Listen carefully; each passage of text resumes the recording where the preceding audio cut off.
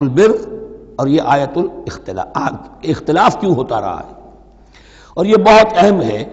اس لیے کہ جو وحدت ادیان کا فلسفہ دنیا میں کچھ لوگوں کی طرف سے پیش ہوتا ہے اس کا ایک حصہ صحیح ہے اور ایک حصہ غلط ہے۔ صحیح کون سا ہے، غلط کون سا ہے، وہ اس آیت سے معلوم ہوگا۔ کان الناس امۃ واحدۃ، اس میں کوئی شک نہیں، پہلے تو انسان سب کے سب ایک امت تھے، حضرت آدم کی نسل، حضرت آدم نبی ہیں تو امت تو ایک ہی تھی، جب تک کہ ان کے اندر گمراہی پیدا نہیں ہوئی، اختلافات نہیں ہوئی، شیطان نے کچھ لوگوں کو نہیں ورگلایا، اس وقت تک تو کان الناس امۃ واحدہ، تمام انسان ایک ہی امت تھے۔ اب یہاں پہ سمجھ لیجئے کہ یہاں اس کے بعد ایک حرف محذوف ہے، ثم اختلفوا، پھر ان میں اختلافات ہوئے، فساد پیدا ہوا، کچھ لوگوں نے گمراہی کی روش اختیار کر لی، ایک بیٹا اگر حابیل تھا تو دوسرا قابیل بھی تھا۔ فبعث اللہ النبیین مبشرین ومنذرین، تو اب اللہ نے نبیوں کو بھیجنا شروع کیا جو بشارت دیتے تھے نیکوکاروں کو اور جو خبردار کرتے تھے غلط کاروں کو۔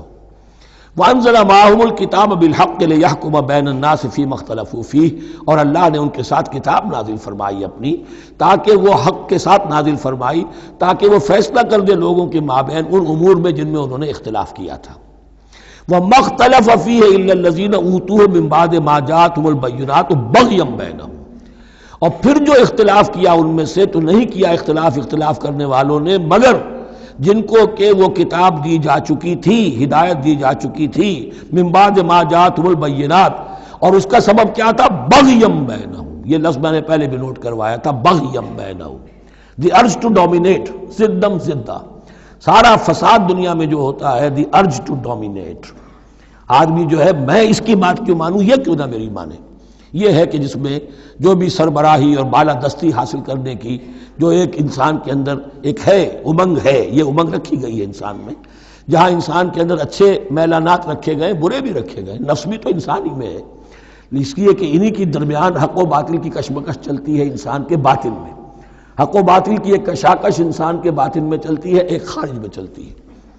تو فرمایا پھر ہم نے اپنے رسول بھیجنے شروع کیے، فبعث اللہ النبیین مبشرین ومنذرین وانزل معهم الکتاب بالحق لیحکم بین الناس فیما اختلفوا فیہ وما اختلف فیہ الا الذین اوتوہ من بعد ما جاءتهم البینات بغیا بینہم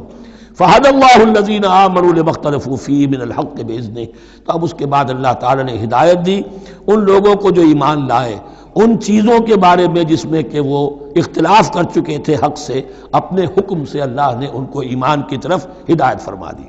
واللہ یہدی من یشاء الی صراط مستقیم، اور اللہ ہدایت دیتا ہے جس کو چاہتا ہے سیدھے راہ کی طرف۔ لیکن اس کا دوسرا ترجمہ یہ بھی ہوگا اللہ ہدایت دیتا ہے اس کو جو چاہتا ہے، من یشاء، من یشاء میں اللہ کی مشیت بھی ہے اور جو ہدایت کا طالب ہوتا ہے، واللہ یہدی من یشاء، جو چاہتا ہے اس ہدایت کا طالب ہوگا، یہ اللہ کے ذمے ہے، اللہ نے اسے اپنے اوپر ایک ذمہ داری سمجھا ہے کہ اس کو یقیناً ہدایت دے گا۔ والذین جاہدوا فینا لنہدینہم سبلنا، جو ہمارے راستے میں کوششیں کریں گے، حق کی طرف بڑھنا چاہیں گے، ہم لازماً ان کو راستہ دکھائیں گے، اپنے راستوں کی طرف ان کی رہنمائی کریں گے، یہ اللہ نے اپنے ذمے لیا تھا کہ وحدت ادیان کے فلسفے کا ایک جز صحیح ہے، ایک غلط ہے۔ صحیح جز کی وضاحت تو ہو گئی کہ یہ تمام جتنے بھی دنیا میں مذاہب ہیں اور دین ہیں، یہ سب اسی دین حق سے نکلی ہوئی شاخیں ہیں۔